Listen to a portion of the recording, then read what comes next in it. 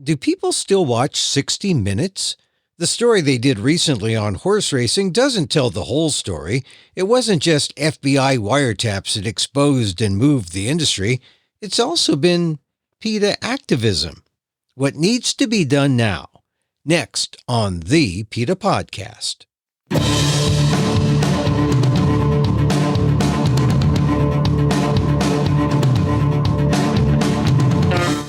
Welcome to the PETA Podcast.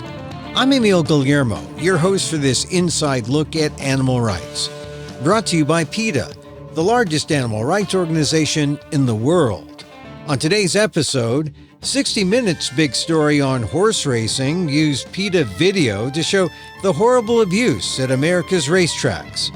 But the report, while featuring sexy wiretap evidence and jailed culprits, didn't tell the whole story, like how PETA's Equine Matters department has worked hard to expose the animal cruelty, the use of drugs and horse deaths in racing, to the point where the industry is now trying desperately to save itself. PETA Sr.VP Guillermo reviews the report and outlines the real solutions that the industry has resisted, but could end animal cruelty now. On this edition of the PETA Podcast. So 60 Minutes does a big report on all the things that PETA has been working on in terms of trying to reform horse racing. How did it do? Pretty well. I thought they covered some of the key issues. Number one being the doping of horses, of the illegal drugging of horses, and the other being the deaths. And the producers had been in touch with us before it aired to gather video footage.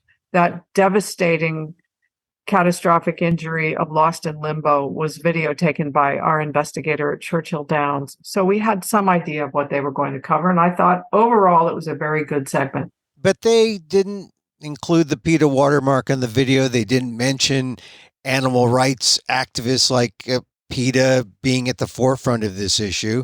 It made it sound like, hey, here's this group now that can go out, HISA, which is the horse racing board that was established by Congress. And it made it sound like, oh, here now they're going to do it. And now, oh, the FBI was involved and here's an investigation. And made it sound like, oh, there's so much done already. What did you think about that portrayal? I've become so used to that, people using our video footage without giving us credit, although I assume there was a credit in the end credits of the program, that, what can I say? It's most important that the information get out there. But I'm really proud that we laid the foundation for much of the work that they covered. The legislation, for example, that led to the Horse Racing and Integrity and Safety Authority, which is now trying to get a handle on this drugging issue in racing. That legislation finally got off the ground after our 2014 investigation of trainer Steve Asmussen, which was released by the New York Times. And it was incredibly gratifying right after that investigation was released to hear Ogden Phipps, who was then the chairman of the Jockey Club, state publicly he was horrified by what our investigation showed, which was the gratuitous use of medications to keep injured horses running, and that the Jockey Club would back federal legislation. And they were good for their word. Legislation was then introduced. It took several years to pass, and it led to what we have now, which is what's called HISA, the authority that's trying to get a handle on this. And if PETA had not done that investigation in 2014 that the New York Times picked up, do you think we would have gotten a HISA? Perhaps eventually, but I really think that until we put this issue on the public map, and when I say public, I mean not just people in racing who had known for many years there were problems, and some of whom had worked to get legislation introduced, it might not have been as broad an issue as it was. We have a large group of supporters and some attention in the public. And making it an issue of concern to all Americans and not just people in racing, I think really laid the foundation for that bill. So the 60 Minutes report concentrated talking to the new leader at HISA. They haven't done anything yet. And so the real focus of the report in terms of getting stuff done was talking about the FBI investigation, and the sexy part were the wiretaps that showed one of the Kentucky Derby trainers negotiating for some kind of drugging, and in fact, he and one of his associates were jailed. So that made it sound like, boy, something's happening. But put that in perspective, put that into context. What does it represent really? The FBI investigation was just an incredible step forward in trying to police this industry. There's so much more work that needs to be done, but it was important because those audio tapes that were played on 60 Minutes show just how ruthless some of these people in horse racing are. There was no concern about the horses whatsoever. It was, give me the drugs. I'm going to inject it. I believe it was one of the trainers was saying, I'm going to inject my horse, or I did inject my horse 50 times before a major race. And the way that they keep one step ahead of the regulators, because there aren't tests for new illegal substances that have been developed, or they change a molecule on a substance, and that means there's no test for it. So I thought that was really key, because then the millions of viewers of 60 Minutes could see this is the way some people in racing think, and it's the way they've operated. What I'm proud of about PETA's role in this is that the man who was behind this investigation, Jeff Corral, the owner of Meadowlands Harness Racing Track in New Jersey, was somebody that I met with in 2012, more than 10 years ago. And I went to him and said, drugs and whipping, your harness tracks, drugs and whipping, you need to get a handle on this. And to my shock, he agreed. And he put out a news release saying, first, we're going to deal with the whipping, and then we're going to take on the drugs. And he's been good for his word. He kicks people off his tracks when he finds they have violated drug regulations. And, these trainers house their horses at the track, at the stables, at the track. And he makes them all sign a statement saying that they understand they may be randomly drug tested, and that if they're found to have an illegal substance, they will be booted off his track. And then the agency that he hired to conduct some of his investigations provided the initial evidence to the FBI that led to the indictments and conviction of these 27 veterinarians and trainers. And so we saw, and this is where it could be confusing somewhat, because Corral does harness tracks, and some of the information, in fact, the big piece of tape, audio tape they played involved a thoroughbred trainer. How are they similar or dissimilar? Very different kinds of racing. The harness tracks are pretty much as it sounds. These are horses who are pulling what's called a sulky, a very light carriage, very small, light carriage around a track. And the horses trot. They don't gallop or run. And then the thoroughbred, those are standardbred horses. So the thoroughbred racing is what we see when we turn on the TV on Kentucky Derby Day. Those are horses with jockeys on their backs. What they have in common, apparently, is their desire to win at any cost, even at the cost of the horse's safety, health, and lives. So the trainer that was involved here, his name again? Well, there were a number of them, but the two profiled were Jason Service, who was the trainer of Maximum Security, a horse who won the Kentucky Derby, was later disqualified for the way that the horse ran in front of another horse, and Jorge Navarro. Those were the two profiled who were having the discussion about, wow, this is great stuff, but we have to keep it really secret. And they were also convicted, and they are serving out some jail time. That's correct. And so it looks like,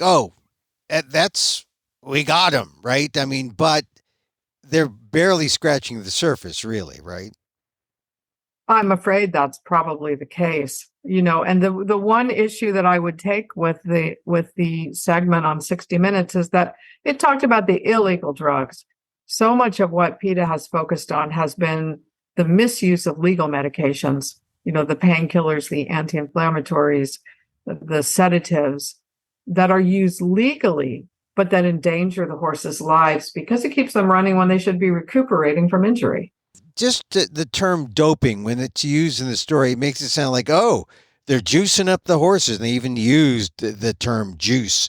It makes it sound like, oh, all they're doing is pumping these horses with drugs. They make them go faster. And that's the problem. That's the issue. But that's really just part of it. That's part of it. And there was a very effective scene, I thought, in the segment where they showed these shoes of trainer Jorge Navarro that said Juice Man on them, and that he was an open secret in the racing industry for his use of illegal substances to keep horses going.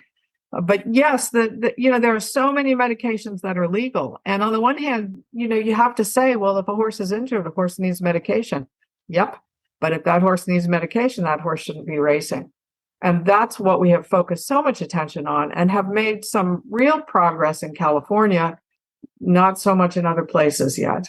And that's a key thing to understand, the difference between doping with illegal drugs and the use of these drugs to make horses not feel the pain, but race instead. Because when you look at when the public really grasped this story, it's when they kept seeing the deaths mount, and deaths mount because horses get injured. They get injured because they're racing when they shouldn't be.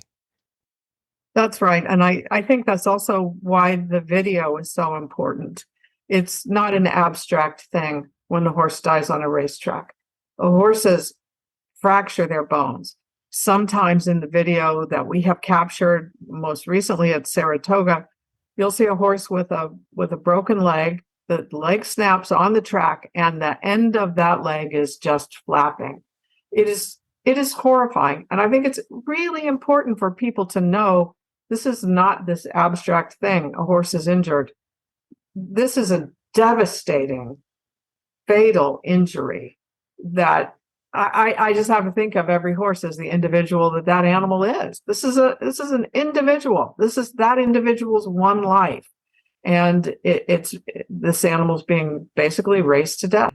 And it's also interesting to note that this is pretty standard in horse racing. And only when PETA began to expose the deaths and the number of deaths, people began to take notice, because it used to be just such a common occurrence that when a horse died, it wasn't like if, in another sport, if an athlete died, like a baseball player died, everyone pays attention, or a football player.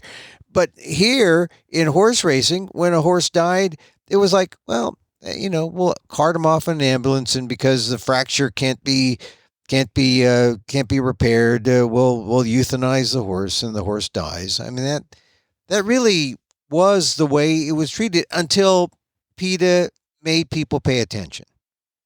Yeah, I think there are a lot of reasons for that. You're right. It was collateral damage. The death of a horse was the collateral damage of horse racing. But I think there were a few reasons that people were not affected by it. One is that most people don't care about horse racing. Most people don't go to the racetrack.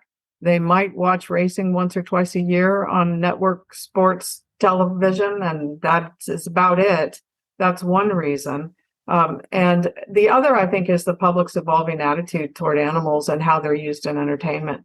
Because these deaths were occurring at around the same time that PETA was protesting the use of animals in circuses, and Ringling Brothers specifically. And there was a long Ringling Brothers campaign by PETA, more than 10 years, where we exposed the abuse of these animals and the miserable lives they led. And now that circus is closed down.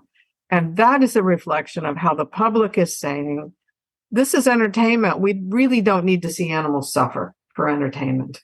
The 60 Minutes piece, when you saw it, you saw maybe 10, 15 years of your activism sort of come to a head, but there's so much more that wasn't told. And there's so much more that can be done to help horses. And we keep banging this drum to every track. I mean, ultimately, the only way that you're going to prevent the suffering of horses in racing is not to have racing anymore. But that doesn't absolve the people in racing right now of their failure to do everything that they can possibly do to protect these horses and prevent their deaths. Among your duties at PETA is to head up the department Equine Matters, and you have 12 simple rules that could be implemented that could stop horses from dying and stop the abuse at racetracks now. What are those 12? Well, let me just preface this by saying that these are not in a particular order of importance, but these are 12 simple actions that could make a huge difference for horses. It's not everything that could be done, but it is a start.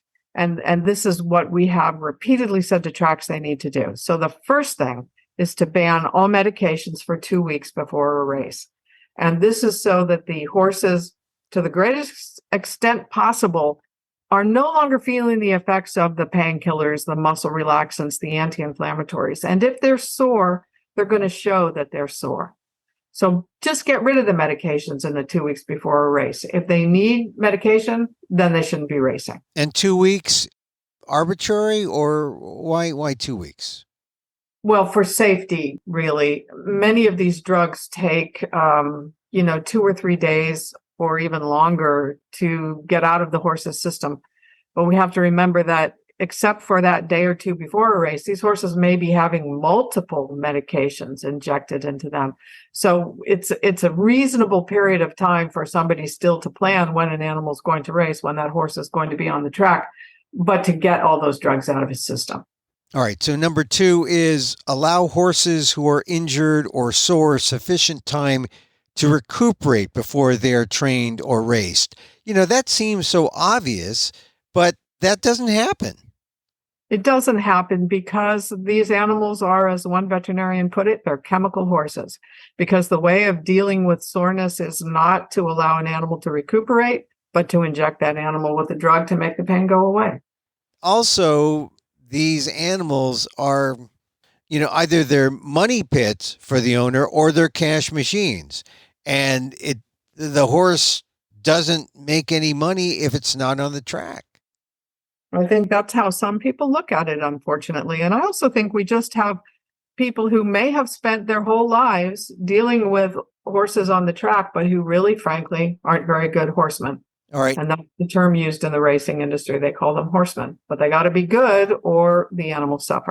Now, number 3 is install cutting edge CT scan equipment at all tracks. I think it would come as a surprise that isn't a thing that is happening now, and that it is a thing that PETA has been raising for years, but has been relatively ignored. They would have you believe that they do have cutting edge imaging equipment on the tracks. And I think this is important to explain the difference. First of all, I believe this is the most important step that could be taken to protect horses. There are some tracks that do have imaging equipment. They have PET scans and they have MRIs. Both of those are inadequate for what we're talking about. Neither of them can be used as something that can be done to screen horses. They only are used diagnostically. So in other words, a horse is sore or appears to be sore, or there's a suspicion of an injury. They could do an MRI, they could do a PET scan if it's the horse's ankle only, and then that would diagnose the problem. I'm talking about a piece of equipment that is low radiation that could screen every single horse who's on that track before they get anywhere near that track. And this was something that was developed by a company called CurveBeam, which does imaging equipment for humans and does in fact have this kind of CT scan equipment that is in use for human athletes right now. And this would provide, in just a few minutes, without anesthesia, would provide a 3-dimensional scan of the horse's legs. It would take perhaps 7 or 8 minutes. Horse stands there quietly, at the most might need a sedative. And then once the initial study is done to populate the artificial intelligence of the software, it will just spit out the report. You don't even have to have a veterinarian standing there reading the scans, which would be impossible for 100 horses in a day otherwise. And this will show, is there micro damage in the bones? Is there a fracture that hasn't been detected? To me, this is the most important thing that they could do on a racetrack to spare horses. What it sounds like you're describing is sort of like the final gatekeeper before a horse goes on the track. You go through this CAT scan and you can find if the horse is well enough to run. Yes, and I have a suspicion that part of the reason that this has been rejected so far is that they may not want to know this information.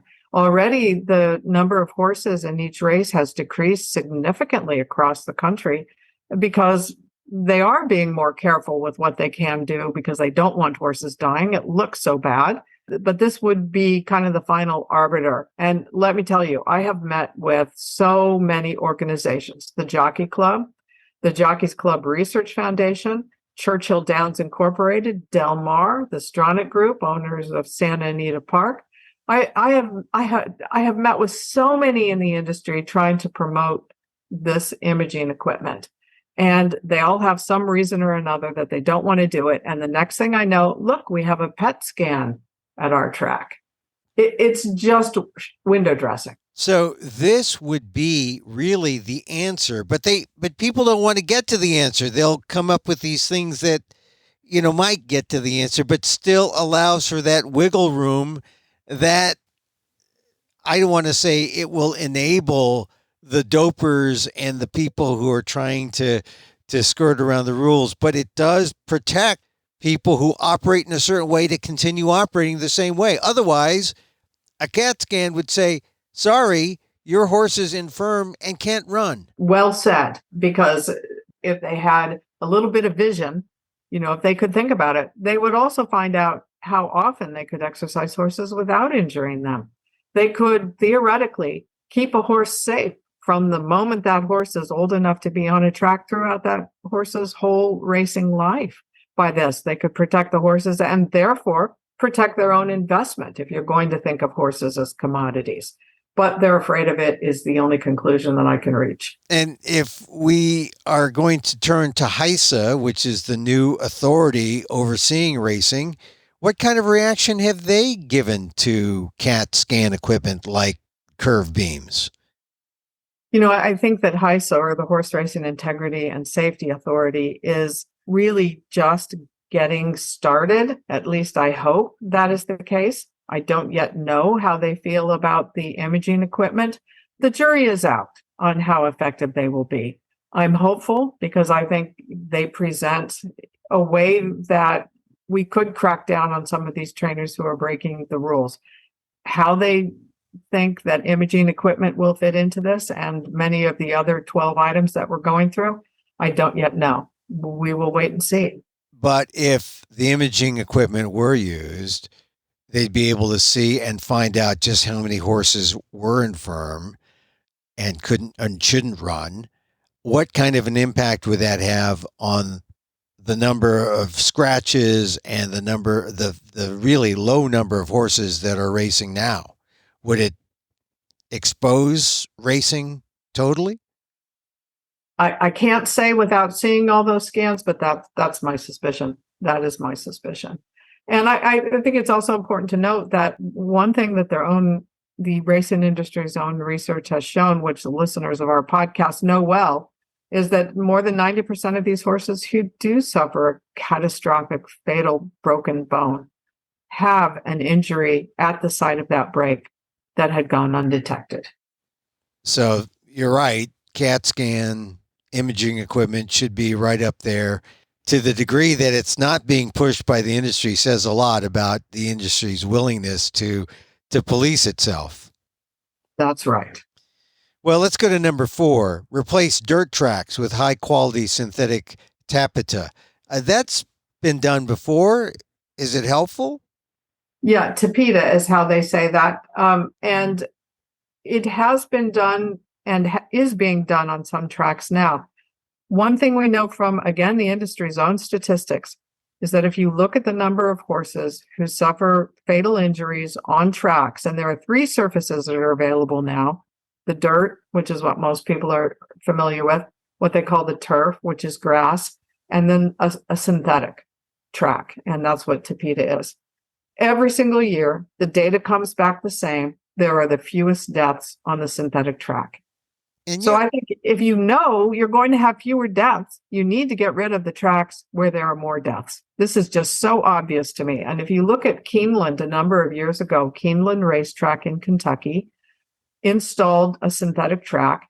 The number of deaths went down, but some of the people in racing, the owners and the trainers, didn't like the synthetic. And so they took out the synthetic and put the dirt track back in, and then the number of deaths went up. And if that doesn't say everything you need to know about the racing industry, nothing else will.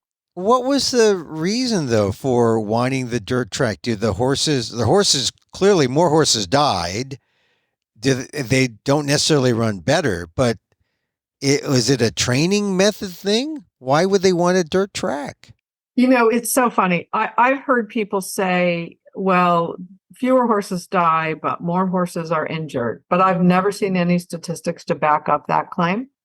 And I've heard people say, I just don't like it. We don't like it. I don't like it.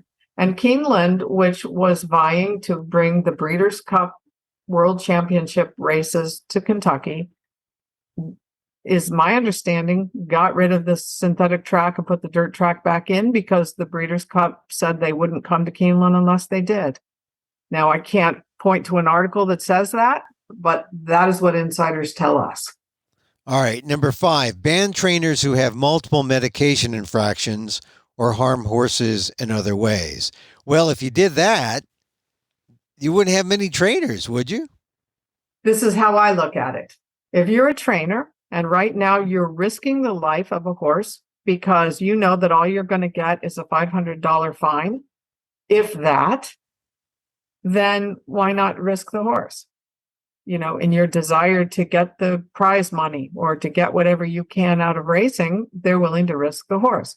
If a trainer knows, on the other hand, look, if I take a horse I'm not too sure about, who's perhaps has had a little lameness in the last few months, and that horse has a fatal injury on the track, and I'm going to be suspended while that's investigated and lose my livelihood, I'm going to be real darn careful about what horse I put on the track. Now, when you say ban trainers, is that a lifetime ban? Because there was a story at the Breeders' Cup where there was a trainer who was suspended 10 years, was allowed to come back. Right. Well, and we are talking about two different things, too, because when I say ban trainers who have multiple violations, I'm talking also about trainers who have drugging violations. You look at some of the trainers today, they have 20, 30, 40 medication violations, and yet they're still training. So there's that. I think they should be banned outright. That will convince them not to misuse the drugs and get the violations. And then if the other issue that I'm talking about is suspension of license when a horse dies. Number 6 is ban whipping. That's been done in some tracks, hasn't it? It's been done in some countries, not in this one, but we have seen some really serious reform that was undone by the passage of the Horse Racing Integrity and Safety Act, unfortunately. New Jersey banned whipping entirely. And then when HISA came in, they wanted to make the whipping rules uniform. And so they forced the states who had strong whipping rules to lower their standards and come back down to what they recommended.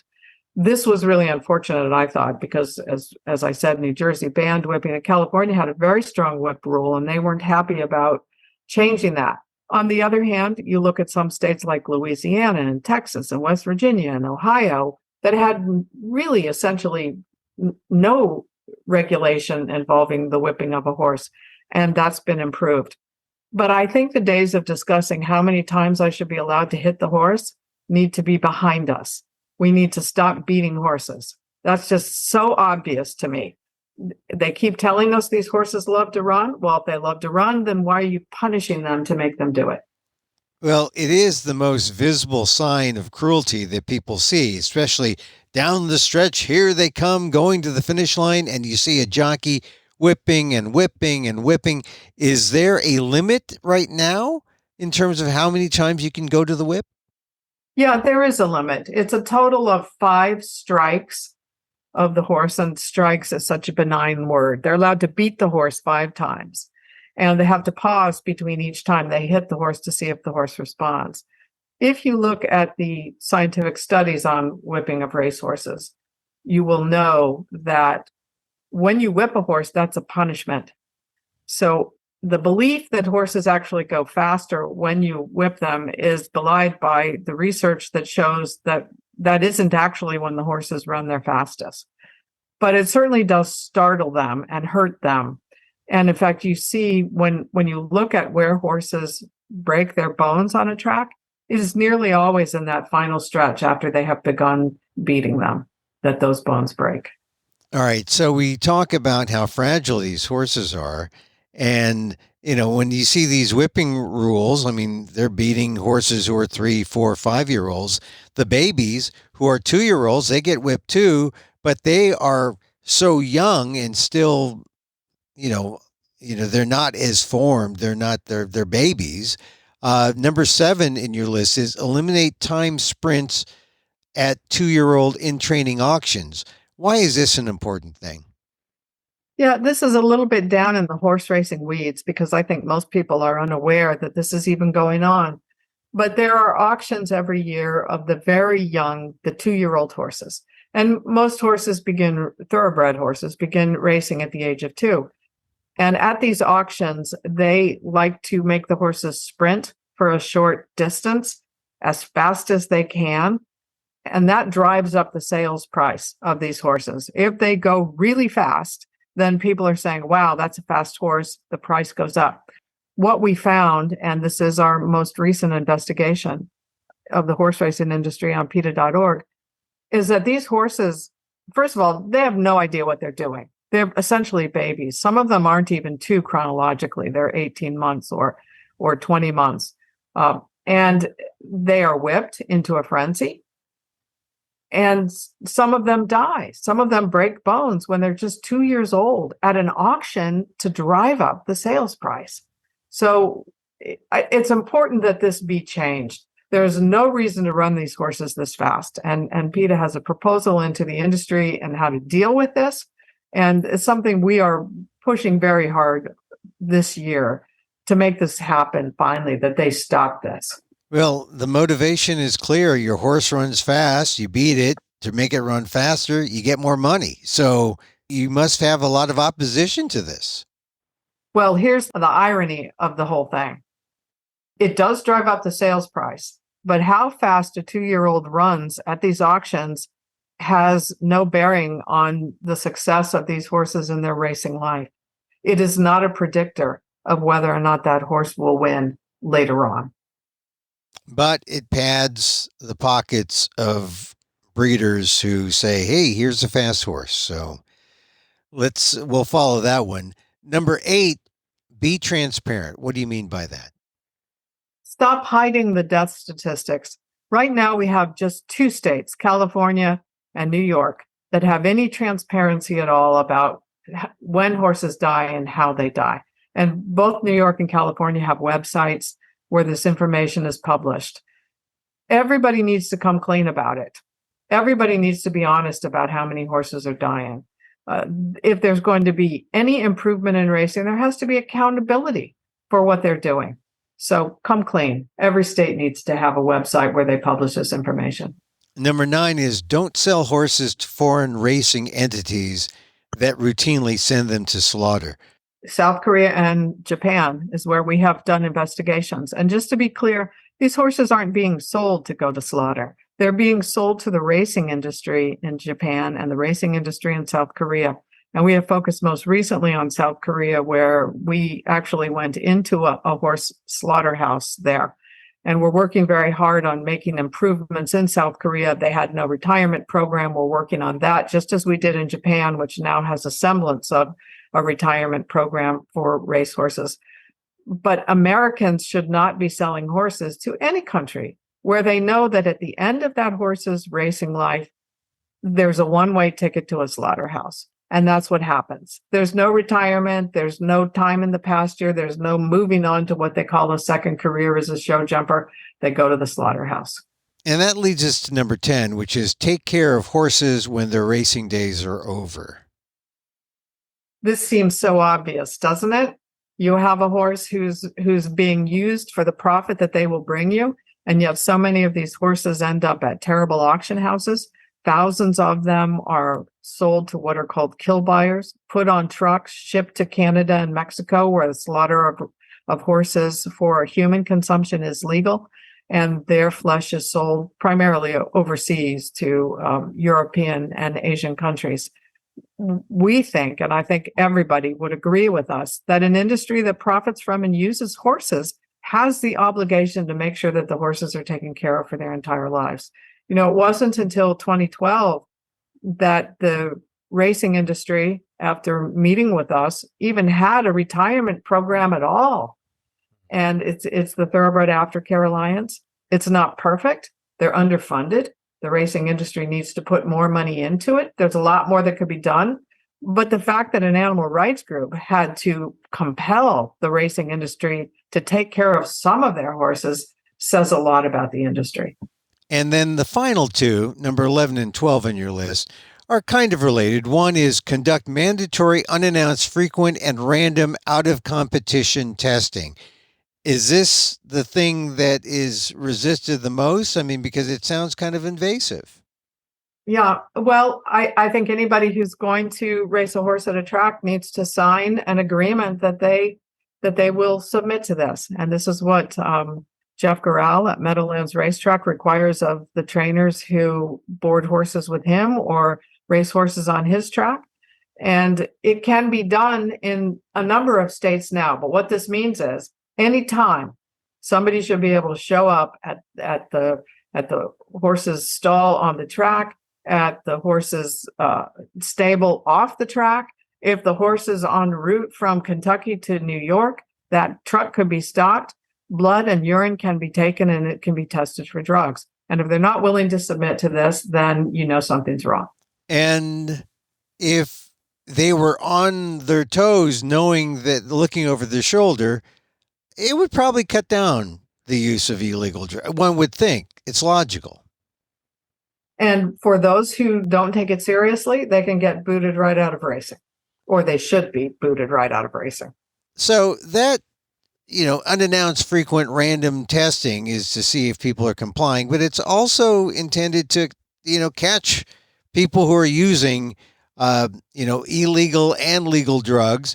Number 12 is require that a central pharmacy at racetracks control medication use. I guess that way you can find out who is getting what and who's putting what in their horses. And that's the goal.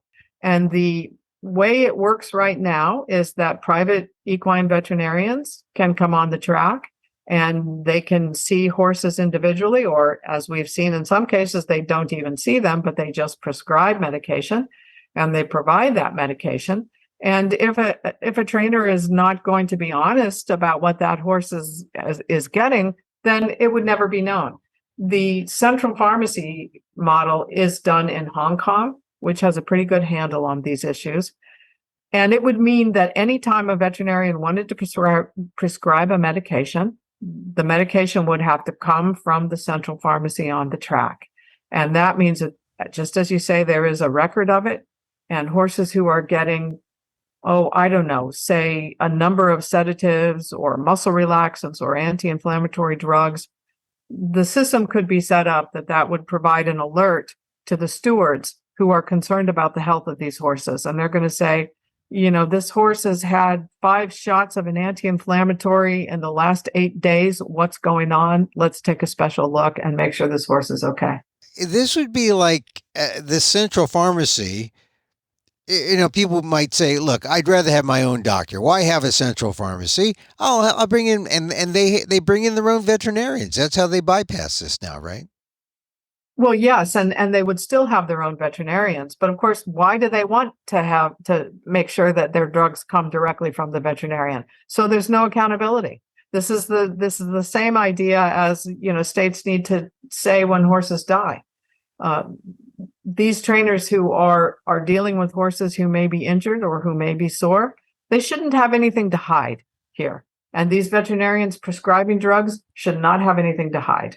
So we just went through 12 of PETA's list, simple rule changes that could, if implemented at racetracks, could save horses, could stop abuse. How close are we to seeing any of this or part of this being implemented, either by HISA enforcing it on tracks or by tracks saying, yeah, we'll do that? Yeah, it's a race right now between horse racing is going to be forced to end because so many horses are dying, and we're going to make changes to spare the horses. And we'll see who wins that race right now. But I can say there are a number of tracks that are putting in synthetic surfaces. They're not all mandating that. There are a number of states, most notably California and to some extent Kentucky and New York, that have implemented changes in drugging. There's discussion of central pharmacy in some tracks. So none of these things are foreign concepts, and they're all under discussion. Whether or not racing ends because of the deaths before any of them happen completely, we'll see. And it's too bad that really not much of this, not much of the 12 was really part of that 60 Minutes expose. And I understand that 60 Minutes can't cover everything. I get that. But what I hope people take away from that is death and drugs. Death and drugs. And that's what we're talking about with all 12 of these very simple suggestions that are a starting point for racetracks who want to change things. So 60 Minutes, maybe if they would get more of the 12 if they called it 72 minutes. that would be very good. And I think what is so key in this is for everyone involved in racing to understand that they have to put the horses first, not just say they're putting the horses first, and not pretend that because a horse is glossy and beautifully brushed and groomed and looks wonderful, that means they're putting the horses first. They really have to think about the fact that while horses die, their industry is going right down the tubes. And what, again, is your hope that HISA is going to have an impact and do the right thing? I would love for HISA to implement or require the implementation of everything that we've seen. And most importantly, right now, as they deal with these medication violations, there must be serious consequences for the trainers. These violations and paltry fines can't continue to be simply the cost of doing business. And once again, your one thing, if it was implemented, could really cut down the deaths that we see at races. CT scan, the use of the curved beam, CAT scan.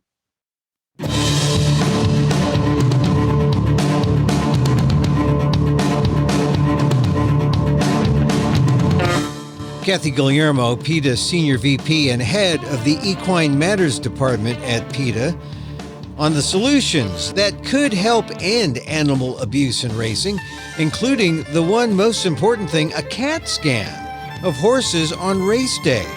Sounds simple enough, but PETA's been advocating for it for years, and the racing industry has resisted. For more information, go to PETA.org.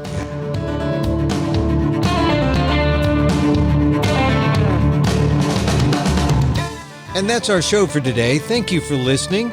Don't forget to send the link of this show to your friends. Tell them you like the PETA Podcast. You can contact us at PETA.org. You can find me on Twitter at Emil Amok. That's EMIL-AMOK. Or see my vlog at AMOK.com. Or see my work at ALDEF, the Asian American Legal Defense and Education Fund. That's ALDEF, AALDEF.org/blog. Or get this podcast on YouTube at Emil Amok 1.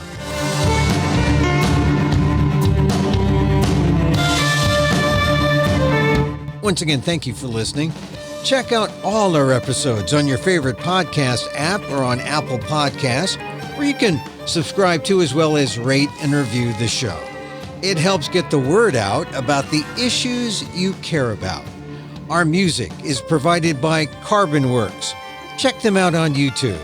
And join us again next time for more insight into animal rights and the fight for a cruelty-free world on the PETA Podcast. I'm Emil Guillermo.